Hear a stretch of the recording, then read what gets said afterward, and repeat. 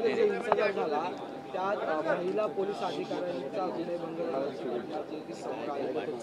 वर्दी काढून वर्दीवर हात टाकण्यात हे पा पोलीसवर ज्यांनी कोणी हात टाकला असेल त्याच्यावर कारवाई व्हावी याच्याविषयी वेगळं मत कोणाचं असायचं कारण नाही। शेवटी पोलिसांच्या वर्दीचा सन्मान सगळ्यांनीच केला पाहिजे या भूमिकेचा आम्ही आहोत।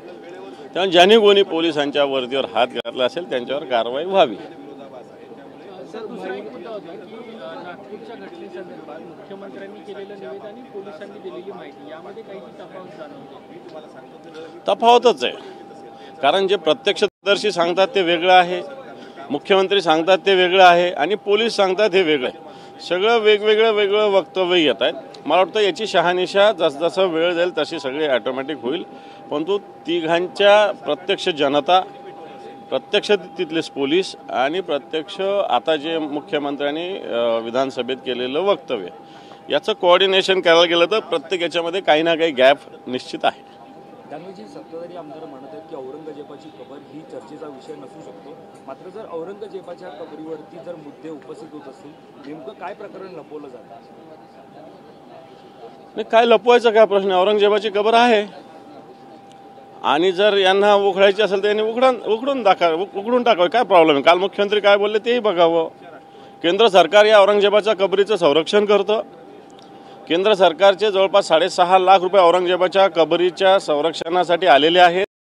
सिंधुदुर्गच्या छत्रपती शिवाजी महाराजांच्या पुतळ्याच्या देखभालीसाठी 250 रुपये येतात आणि औरंगजेबाच्या कबरीसाठी 6-6.5 लाख रुपये येतात। सरकार कोणाचं आहे? मग या सगळ्या गोष्टी म्हणजे केंद्रात सरकार तुमचं, राज्यात तुमचं सरकार आहे, तर जे करायचं ते करा ना। बाकी तर करतातच, तुम्ही तर हे करा, तुम्हाला कोणी थांबलं, पण वातावरण का खराब करताय हा आमचं मत आहे। मुद्दा असा की अर्थसंकल्पीय अधिवेशन सुरू आहे, मात्र चर्चा केवळ ही औरंगजेबाच्या कबरी, इतर प्रश्न याच्यामध्ये दिसत नाहीत। मला असं वाटतं तुमच्या प्रश्नात हे सगळं उत्तर दडलेलं आहे। इतर चर्चा होऊ नये, राज्याच्या आर्थिक स्थितीवर चर्चा होऊ नये, बेरोजगारीवर चर्चा होऊ नये, महिलांवर होणाऱ्या अत्याचारावर चर्चा होऊ नये, मंत्री असतील, सत्ताधारी पक्षाचे मंत्री असतील, आमदार असतील, यांच्या ज्या पद्धतीनं वागणूक आहे, एक मंत्री महिलांना व्हॉट्सअपवर फोटो काय पाठवतो, एक मंत्री जागा काय बळकवतो, एक मंत्र्यावर कोर्टाचा स्ट्रिक्चर्स काय पास होतात, आणि ह्या सगळ्या गोष्टीपासून दूर लोकांना नेण्यासाठी मला असं वाटतं असे मुद्दे काढले जातात। सर, प्रकाश आंबेडकर म्हणतात लोकसभा विधानसभेला ज्या पद्धतीने अयोध्या किंवा राम मंदिराचा मुद्दा भाजप आरएसएसने केला होता, आता पुढच्या निवडणुकीचा अजेंडा औरंगजेब कबरीच्या निमित्ताने बनवला जातो। बरोबर आहे, काय चूक बोलले बाळासाहेब आंबेडकर, एकदम बरोबर बोललेले। यांना निवडणुकांची बाकी जनतेची चिंता यांना बिलकुल नाही। सगळ्या राज्यामध्ये वेगवेगळ्या पद्धतीनं वातावरण खराब करण्याचं काम भारतीय जनता पार्टी करते, दंगली घडवण्याचं काम भारतीय जनता पार्टी, हिंदूंचं नुकसान झालं, मुस्लिमांचं नुकसान झालं, याला पूर्णपणे जबाबदार भारतीय जनता पार्टी आणि त्यांचं सरकार आहे। सामनाचा मुद्दा आहे। सामनात आज आपण पाहिलं संपादकीयमध्ये म्हटलं आहे की औरंग्या तोच आणि हाच भाजपचा नवा शिवाजी। औरंग्या तोच आणि भाजपचा नवा शिवाजी नाही, बरोबर आहे। एकीकडं प्रशांत कोरटकर छत्रपती शिवाजी महाराजांचा अपमान करतात, त्याला तो कोणाचा कार्यकर्ता आहे? एकीकडे राहुल सोलापूरकर छत्रपती शिवरायांच्या पराक्रमाविषयी बोलतो, त्याला संरक्षण कोण देतं? अबू आझमी औरंगजेबाचं त्याने गुणगान केलं, त्याला जेलमध्ये टाकू म्हटले होते मुख्यमंत्री, त्याला जेलमध्ये टाकलं का? याचाच अर्थ तुम्हाला फक्त राजकारण करायचं आहे या नावावर, आणि म्हणून हे सामनातून लिहिलेलं आहे, योग्य लिहिलेलं सामनातून। एकीकडं नरेंद्र मोदी हे आधीच्या जन्मात शिवाजी होते, हा खासदार कोण? हरामखोर, हा खरा हरामखोर बोलेल मी त्याला। हा छत्रपती शिवाजी महाराजाचं नाव घेऊन नरेंद्र मोदी उद्या म्हणाला नरेंद्र मोदी छत्रपती शिवाजी महाराज म्हणाला, आणि हे भारतीय जनता पार्टी सेट करण्याचा प्रयत्न करते की येणारा काळ हिंदुत्व कोणी, भगवा कोणी, तर नरेंद्र मोदी असं म्हणायला मागे पुढे पडणार नाही। म्हणून ही हरामखोराची औलाद आहे ही। मला असं वाटतं यांना हिंदुत्वाचा, छत्रपती शिवरायाचा विचार ठेवायचा नाही आहे। यांना असं दाखवायचं हा भारत, हा हिंदुस्थान फक्त आम्हीच बनवलेला आहे, छत्रपती शिवरायांचा इथं कुठं रोल नाही, आणि म्हणून एक औरंगजेबाचं आपोआप निशाण मिटवलं। आपोआप शिवाजी महाराजांना वेळ लागणार नाही अशी त्यांची मनोवृत्ती असावी. आणि म्हणून जो आग्रह केलेला आहे तो पूर्ण वाचा की औरंगजेबाच्या नावावर राजकारण.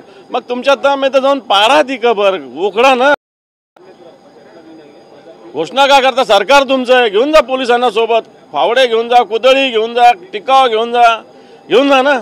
ऐका जायची हिंमत तिकडे. एक शेवटचा प्रश्न आहे सर. शेवटचे 6 दिवस उरलेले आहेत अधिवेशनाचे, तरीही सभागृहात विरोधी पक्ष नेता कोण अद्याप याचं उत्तर किंवा अद्याप घोषणा जी आहे ती झालेली नाही. मला असं वाटतं ते तुम्ही विधानसभेच्या अध्यक्षांना विचारा.